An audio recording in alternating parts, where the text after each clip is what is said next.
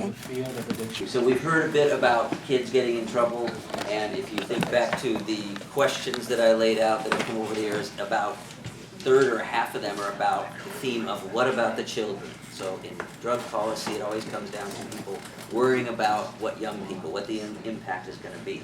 And we have here one of the expert gurus on drug education for kids.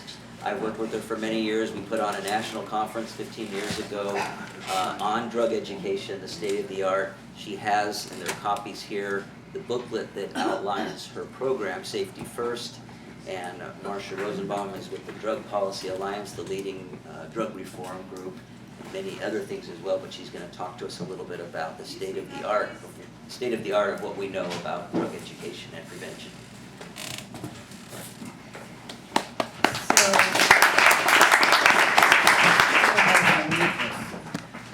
Can you hear me all right back there without it? No. You can't? Okay.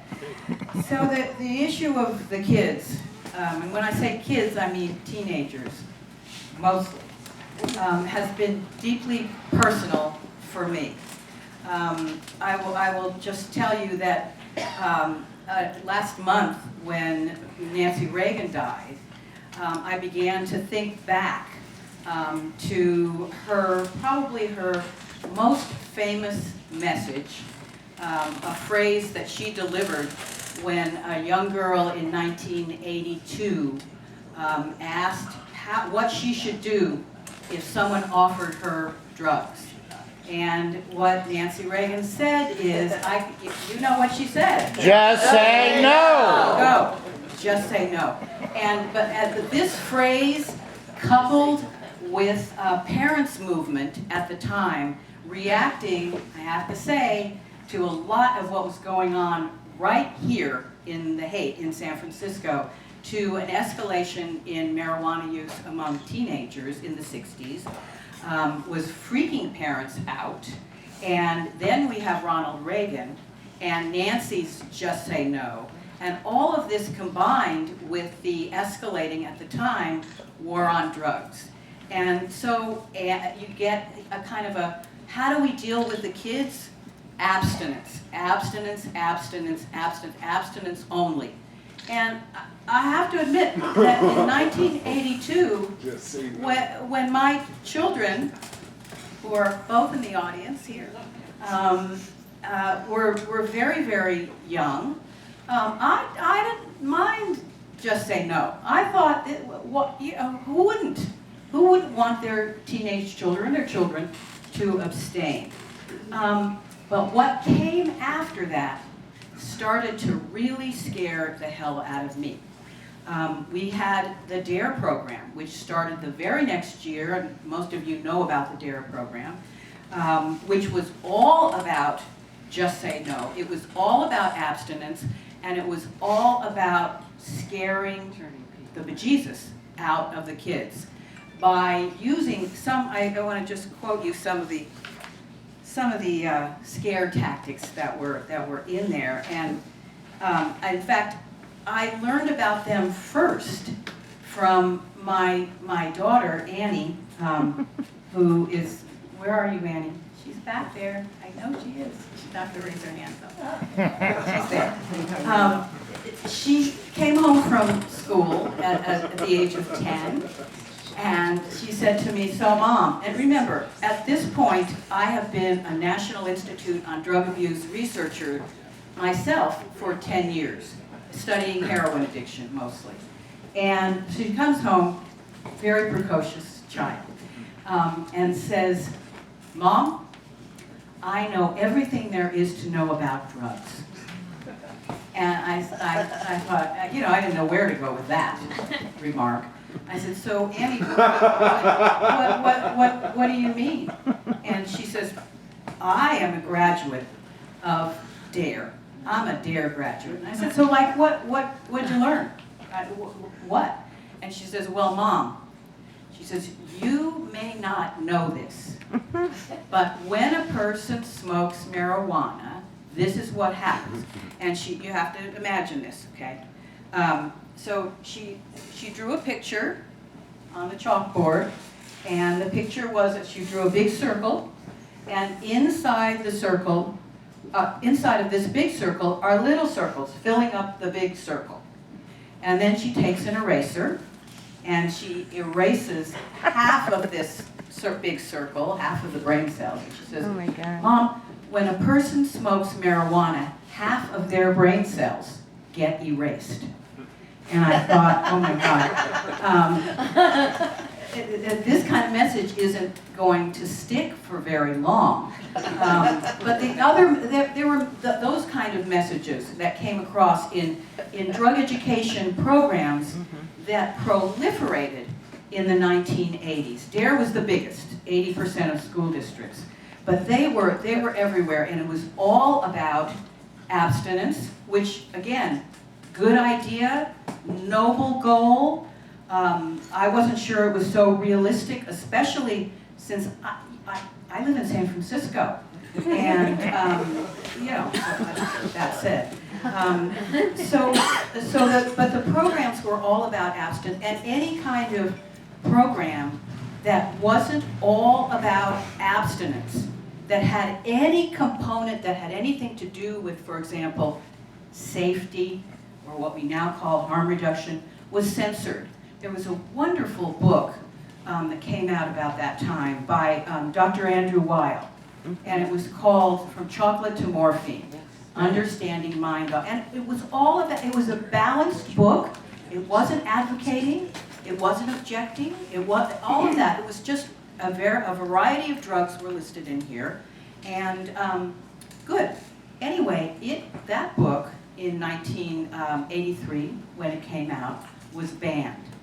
So any kind of open discussion, other kinds of remarks, I just have to tell you, the messages, all designed to frighten kids, were, these are quotes, drugs are categorically dangerous, all use constitutes abuse, marijuana inevitably leads to hard drug use, addiction, and lung cancer.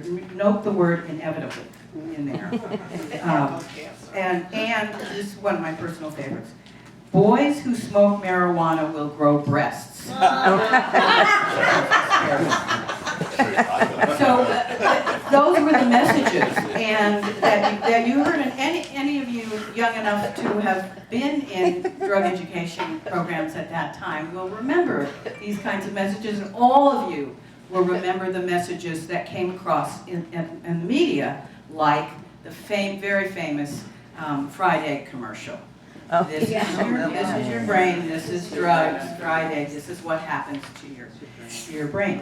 But it wasn't enough then to simply try and persuade teenagers to abstain. If that wasn't enough, then along come zero tolerance policies that were enforced all over and in school.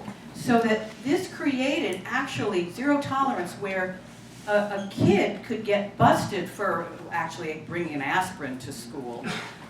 But it also created a scenario, we call it now the school to prison pipeline, where a whole generation of basically young black men were, and now we have mass incarceration thanks to zero tolerance policies. And so the question was, so we have zero tolerance, we have abstinence only, and did that work? Did that work? And when you look at the data, which I'm a sociologist, I love data. You look at what happened post the 1980s, and instead of reducing teenage marijuana use, it began, in fact, inching up a little bit at a time. So, this is all personal for me. I wanted to see a different approach. I wanted what we call a harm reduction approach. I had teenagers here. My son, who's also in the audience, was going to Urban around the corner. Now, you think availability was an issue for him. They had an open campus, and they're on Haight Street. So you're kind of gonna have to deal with the reality of drugs, and that's exactly what I did. I created a program called Safety First because that was my #1 concern, and the one thing I really cared about was my kids' safety. And so I created a program, and you okay there? Perfect. And it really started off with a letter that I wrote to my son that was published in the San Francisco Chronicle. I don't have time to read it, but it's in this booklet, in this blue booklet that are in the back, I think. And this is the message. Best if you abstain. That's my message. Really, really good to abstain. Just say no, just say no, just say no. But if you do choose to, I don't like the word experiment because it sounds like a science project, but that's what people say. If you do choose to experiment, try it, whatever, this is what you need to do. You need to learn as much as you can and use science-based information. Forget the scare tactics. Forget about websites that do either one of two things. Websites that either advocate drug use or are categorically opposed. Balance, balance, balance. That's why I loved Andrew Weil's book, is because it was balanced. And finally, this was my fallback, my plan B. If I couldn't have asked, my fallback plan was